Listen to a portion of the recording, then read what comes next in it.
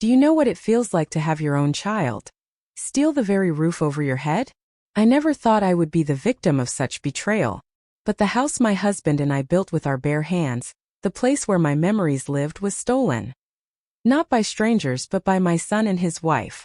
And what they didn't know was that I had a plan of my own.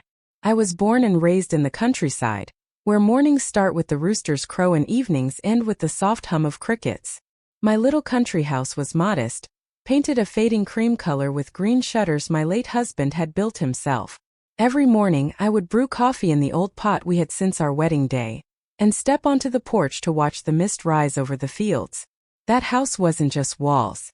It was my soul. My son Daniel grew up in that house. I remember his muddy shoes at the door after playing soccer with his friends, the way he'd sit at the kitchen table wolfing down the bread I baked, his laughter echoing through the halls. I thought he carried those memories too, that he cherished them as I did. But time changes people. Daniel moved to the city, married a woman named Claire, and they both visited less and less. When they did come, Claire always wrinkled her nose at the old furniture, at the creaky floorboards, at the smell of firewood. So outdated, she'd mutter, as if my home were nothing more than a shack. Still, I tried to be kind. I cooked her favorite dishes when she visited, cleaned every corner before their arrival, even set fresh flowers in the guest room. But no matter what I did, Claire looked at me as though I were a relic, something to be discarded. One Sunday morning they arrived unannounced. Claire wore expensive perfume that seemed out of place in my humble living room. Daniel sat down beside me, smiling warmly, and said, "Mom, we just need a small favor. Some papers need your signature. Nothing serious." I trusted him. He was my son. I didn't question. My hands, trembling from years of arthritis, moved across the paper, signing where he pointed. I thought I was helping him. I thought I was supporting my family. But days later everything changed. A few days after I signed those papers, a letter arrived in the mail. It was an official document confirming that ownership of the house had been transferred to Claire, my daughter-in-law. First, I thought it was some kind of mistake. I sat at the kitchen table, the letter trembling in my hands, as the kettle whistled on the stove. The smell of overboiled tea filled the room, but I couldn't move. My name was no longer on the deed. My son's signature and mine were there, but the new owner was Claire. My chest tightened. The walls that once gave me comfort suddenly felt foreign, like they were closing in on me. I whispered to myself, how could Daniel do this? How could my own child strip me of everything? That evening they came again. Claire jingled a set of new keys as if she had just bought herself a luxury apartment downtown. She said casually, "From now on, if you want to make any big changes around here, you'll need to run it by us." Run it by them? The woman who never planted a single flower in my garden? Who mocked my lace curtains? The next morning I walked outside with my watering can, like I had done every morning for decades. The rose bushes, my pride and joy, were in full bloom. But Claire was already there, standing with a pair of heavy garden shears. "I'm getting rid of these," she said. "They're messy and old-fashioned. I want hydrangeas instead. More modern." I clutched the watering can so tightly that my knuckles turned white. I wanted to scream, to tell her that my husband had planted those roses the year we got married, that each bush represented an anniversary. But my voice caught in my throat. I turned away, hiding my tears, while Claire hacked away at the roses, their petals scattering like fallen memories. Inside, things only got worse. Claire replaced the floral wallpaper with plain white paint. She brought in cold, metal furniture that clashed with the wooden beams my husband had polished by hand.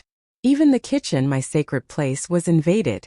She threw out my old cast iron pan, saying it was unhygienic, and replaced it with something shiny and soulless.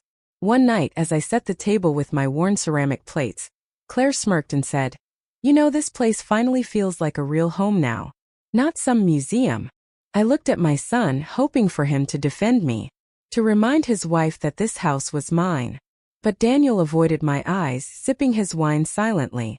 That silence hurt more than words. At night, I lay awake in the small bedroom that had once been mine but now felt like a guest room. I could hear the creak of the floorboards as Claire walked through the house confidently, as if she had always owned it. I hugged the quilt my mother had made, whispering into the darkness, "This is still my home, no matter what the papers say." But deep inside I felt powerless, betrayed, abandoned by the very person I had given life to. I thought about my husband often during those nights. I imagined his voice telling me to stay strong, to fight for what was right. Yet a part of me wondered, was it even worth fighting? Could I, an old woman with weak hands, stand against the betrayal of my own son? I spent nights thinking about what I had uncovered. The documents I found weren't just about unfair salaries or small favoritism. They exposed systemic corruption at the very heart of the company. Contracts signed under the table, client deals redirected to shell companies owned by executives, and even evidence of harassment complaints being silenced with payoff agreements. It was darker than I ever imagined, and yet I had to keep smiling. Every day I walked into the office as though nothing was wrong, pretending to be the same quiet, compliant employee. But inside I was burning with fury. My boss still strutted around the office like a king, still belittling me in front of others, still sending those smug emails late at night reminding me how replaceable I was. He had no idea that I held the power to destroy him. The real challenge wasn't just gathering evidence. I already had plenty. It was about how to expose him without becoming collateral damage myself. One wrong move and the company would bury me under legal threats or worse, blacklist me from the industry entirely. I had to be careful, strategic, and patient. So I devised a plan. I started documenting everything meticulously. Every interaction with my boss, every suspicious expense, every whispered conversation I overheard in the hallways. I built a timeline so detailed that no one could accuse me of making things up. I even reached out to a former employee, someone who had left mysteriously after clashing with upper management. What she told me confirmed my worst fears. The corruption wasn't new. It had been going on for years. She even hinted that people had been paid off to keep quiet.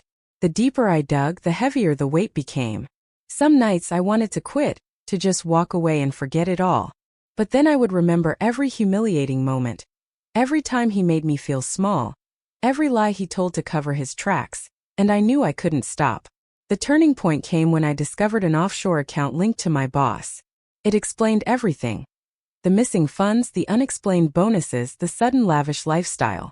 He was funneling money out of the company, laundering it through fake projects, and living like a king while the rest of us worked overtime for scraps. I stared at the screen for hours, my hands trembling. This was it. This was the evidence that could bring him down for good. But how to use it? If I went to HR, they would bury it. If I went to the executives, they'd protect him because they were in on it too. I realized I needed to go bigger. I needed to go outside the company. But doing so meant risking everything, my job, my reputation, even my safety. And yet deep down I knew there was no turning back. I knew my next step had to be bold but calculated. Quietly, I reached out to a journalist I trusted, someone who had once published an exposé about another company's corruption. I didn't give my name at first. Instead, I sent a brief anonymous message. I have evidence of financial fraud and misconduct inside a major corporation. Interested? The reply came within hours. Yes. Let's talk. My heart pounded as I read it. This was real now. No turning back. I arranged to meet her in a small cafe across town, far from the office, far from anyone who might recognize me. When I finally sat across from her, I could feel my voice trembling as I laid out the story piece by piece. She listened without interruption, her expression unreadable, until I slid the flash drive across the table. This is everything, I whispered. Emails, contracts, bank records, you name it. She glanced at it, then back at me. Do you realize what you're doing? If this comes out, they won't just fire you. They'll come after you. I nodded. I know. But I can't let them keep getting away with it. People deserve to know the truth. For days after, I lived in constant fear. Every time my boss called me into his office, I wondered if he knew. Every time someone from HR glanced at me too long, I felt exposed. My heart raced when I saw his name pop up in my inbox, and I avoided his smug smirk in the hallways. And then it happened. The journalist called me one evening. Her voice was steady, but I could tell she was excited. We verified everything. Offshore accounts, the fake contracts, the harassment complaints, they all check out. We're publishing in a week. A week. 7 days until the world knew who he really was. 7 days until the mask came off. But 7 days was also enough time for him to find out what I had done. And I couldn't shake the feeling that he was starting to suspect me. His tone had changed, sharper, more watchful. He stopped mocking me in public, and instead started summoning me into his office for private chats. He leaned too close, stared too long, asked questions that seemed harmless on the surface but were laced with suspicion. I played dumb, smiled politely, and answered carefully. But inside I was panicking. If he caught even the smallest clue, everything would collapse. The night before the article was set to go live, I barely slept. My phone buzzed with an email from the journalist. Be ready. Once this drops, things will get messy. And messy didn't even begin to describe what was coming. The morning the article went live, the entire office felt different. I walked in as usual, clutching my coffee, trying to hide the fact that my hands were shaking. The first thing I noticed was silence. Not the usual morning chatter. Not the sound of phones ringing or keyboards clicking. Just silence, heavy and suffocating. Then whispers. Heads bent together, phones in hands, eyes wide with disbelief. My boss's name was everywhere, on every screen, in every conversation. The headline was brutal, unflinching. CEO exposed. Fraud, harassment, and a trail of destruction. My stomach flipped, even though I had prepared myself for this moment. The journalist hadn't held back. Every dirty detail was there. His offshore accounts, his manipulation of investors, the way he silenced women who dared to speak up. And beneath it all, cold hard evidence that couldn't be denied. Within an hour, the board of directors was in an emergency meeting. Security guards were stationed near the lobby. HR scrambled to control the narrative, but it was too late. The story had already spread like wildfire. News outlets were calling non-stop. Social media was tearing him apart. And then he appeared. He stormed into the office like a hurricane, his face red, his eyes wild. He slammed his briefcase onto his desk so hard that the sound echoed down the hall. I froze at my desk, praying he wouldn't call me in. But of course he did. My office. Now. The walk from my desk to his office felt like a walk to the gallows. My heart was pounding so loudly I could barely hear. He shut the door behind me, then rounded on me. His voice low and venomous. You think I don't know it was you? He hissed. Do you think I'm stupid? I forced a blank stare, my voice trembling just enough to seem believable. I don't know what you're talking about. His laugh was hollow, dangerous. Don't play games with me. You think you're clever, but you're not.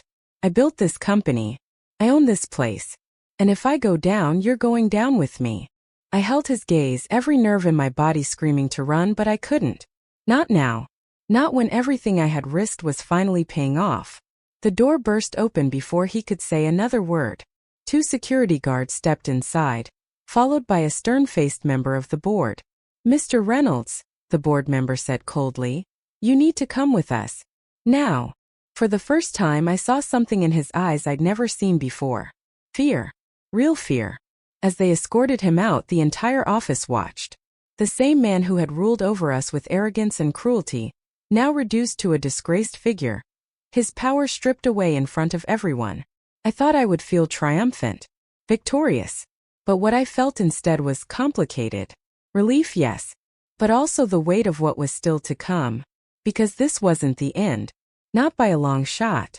He wasn't the kind of man who gave up easily. And even in handcuffs I could feel it. His story with me wasn't finished. For a brief moment I believed it was over. With him escorted out in disgrace, the office slowly began to breathe again. People whispered words like justice and finally. I caught the grateful glances of women who had suffered in silence under his reign.